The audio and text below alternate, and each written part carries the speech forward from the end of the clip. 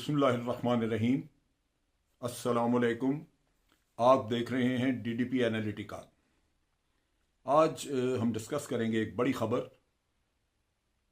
पाकिस्तान ने 2018 में टर्की के साथ एक माहिदा किया जिसके तहत टर्की ने 30 हेलीकॉप्टर T-129 पाकिस्तान को सप्लाई करने थे और ये $1.5 बिलियन का एक डील था। और ये ट्विन इंजन हेलीकॉप्टर हैं, मल्टी रोल हैं, इसमें मुख्तलिफ़ किस्म के मिज़ाइल लगे होते हैं और टर्की ने ये यूरोपियन कंपनीज़ के साथ मिल के ये डेवलप किया। लेकिन इसमें एक अमेरिकन इंजन इस्तेमाल होता है जिसकी वजह से अमेरिका से इनको क्लियरेंस लेनी पड़ती है। पहली दफ़ा अमेरिका ने इस पर एतराज़ उठाया और टर्की को रोक दिया कि आप इसको पाकिस्तान को एक्सपोर्ट नहीं कर सकते।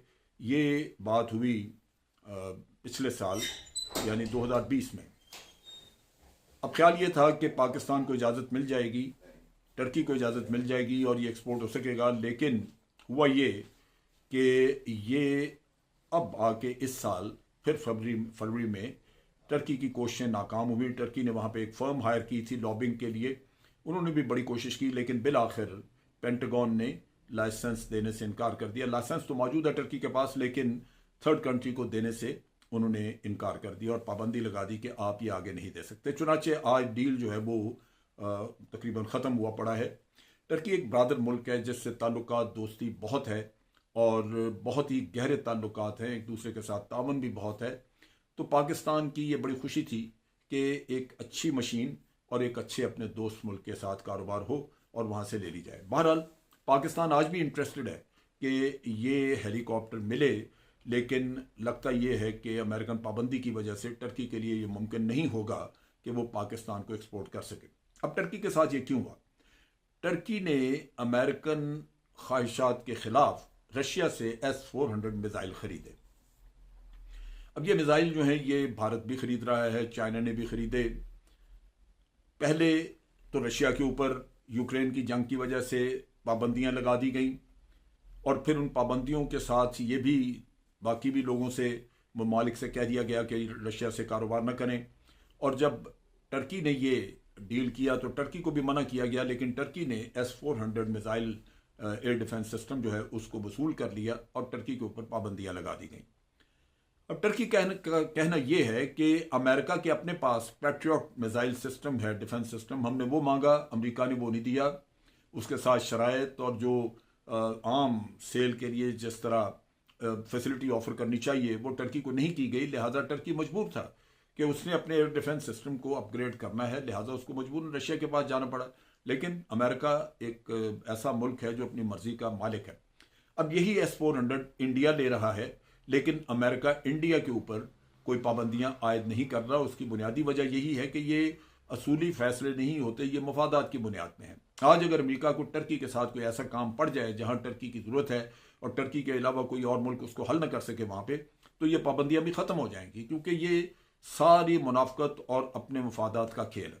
बहरहाल एक तरफ तो टर्की के साथ ये मसला हुआ, दूसरी तरफ यह है कि पाकिस्तान के साथ भी अमेरिका ने बारहा पाकिस्तान को इस तरह धोखा दिया है। जब भी कभी कोई डील हुआ उसके बाद उसके अगर इक्विपमेंट आ गया तो किसी वजह से उसके स्पेयर पार्ट्स रोक लिए, पाकिस्तान को स्पेयर पार्ट्स दाएं बाएं से ढूंढने पड़े।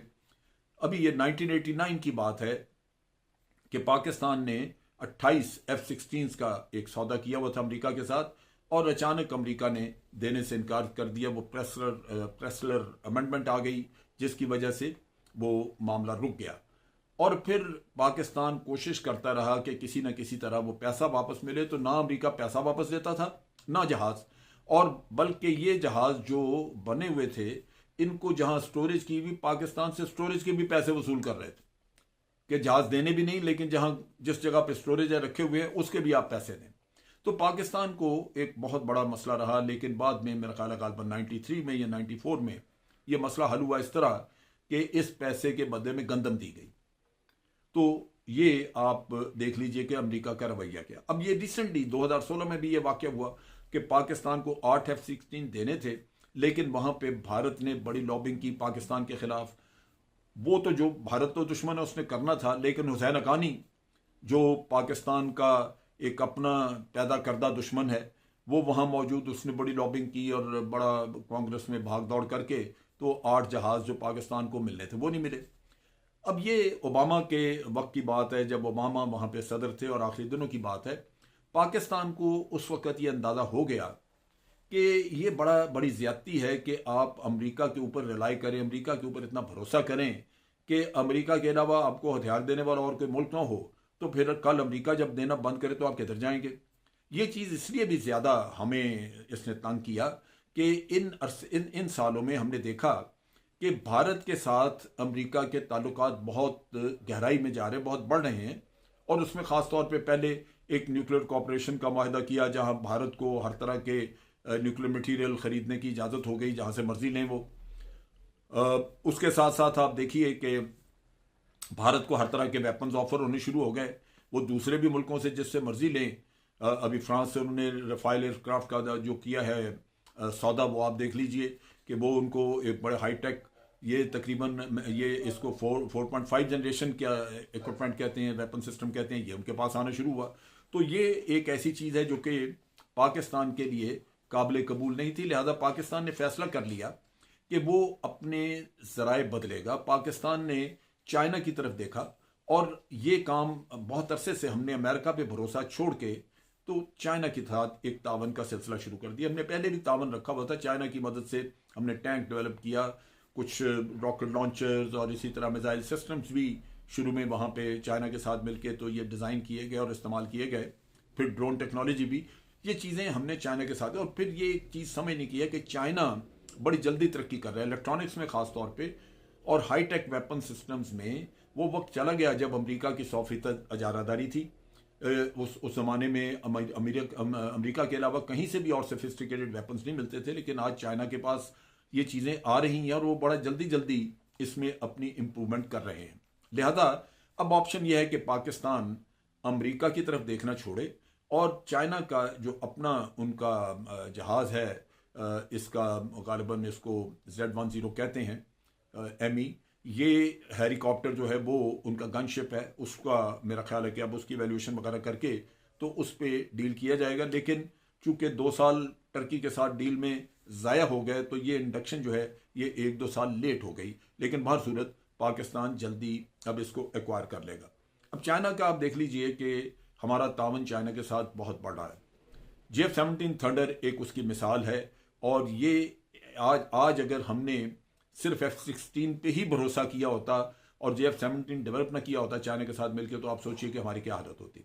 JF-17 F-16 से 1/3 यानी तीसरा हिस्से की कीमत में मिलता है। अगर JF-17 आपको 1 करोड़ का मिलता है, तो ये अगर आपको ये F-16 अगर 1 करोड़ का मिलता है, तो JF-17 आपको 33 लाख का पड़ता है। आप सोचिए कि कितनी रकम की बचत है, और हाईटेक है, और ये बड़ी जल्दी अभी F-16 की लेटेस्ट क्वालिटीज़ को कैचअप कर रहा है। जो JF-17 का ब्लॉक 3 अभी जो हम इंडक्ट कर रहे हैं, जो एयरफोर्स को मिल रहा है, ये तकरीबन हम पल्ला है इस रफाइल एयरक्राफ्ट के। ये 4.5 जनरेशन का एयरक्राफ्ट है। इसी तरह चाइना के साथ और भी कई चीज़ों में तावन हो रहा है, नए टैंक्स की शक्ल में भी, ड्रोन्स में भी। और फिर एक बहुत बड़ी डील चाइना के साथ हमने की हुई है, जो कि आप देखिए, आप दो की अटैक सबमरीन्स की एक डील है, जिसमें 8 सबमरीन चाइना ने बना के देनी है। और ये बड़ा ज़रूरी है। जब इंडिया की नेवी आप देखें जिस तरह एक्सपैंड कर रही है, पाकिस्तान को बड़ी ज़रूरत है कि वो अपने साइलों का दिफा कर सके। लिहाजा ये अटैक सबमरीन चाइना दे रहे हैं, उसमें टेक्नोलॉजी शेयरिंग भी है। पाकिस्तान ये जो सबमरीन्स हैं, कुछ यहाँ बनेगी, कुछ चाइना में बनेगी। टर्की के साथ भी आपने फ्रिगेट्स का किया हुआ है, चाइना के साथ भी कुछ फ्रिगेट्स का है हमारा डील हुआ है, जो कि नेवी को मिलेंगे। और ये हमने एक तरह से आप यूँ कह लीजिए कि अमेरिका को तकरीबन डिस्कार्ड कर दिया है। ये हम फ्यूचरिस्टिक हो गए और उन दोस्त ममालिक के साथ मिलकर काम कर रहे हैं जो पाकिस्तान की ज़रूरियात को समझते भी हैं, और जो बवक्त ज़रूरत आपके काम आएंगे। वो ये नहीं कहेंगे कि फ़लाँ मसला वो मसला और हम आपको भी आपके ऊपर पाबंदियां लगा रहे हैं, ये वो चीज़ नहीं होगी। तो मेरा ख्याल है कि एक समझदाराना हमने फ़ैसला किया। अब अगर ये हेलीकॉप्टर नहीं मिलते, टर्की पे पाबंदी लग गई, तो ना सही। ये ऐसा नहीं है कि पाकिस्तान के ऊपर सारे दरवाजे बंद हो गए।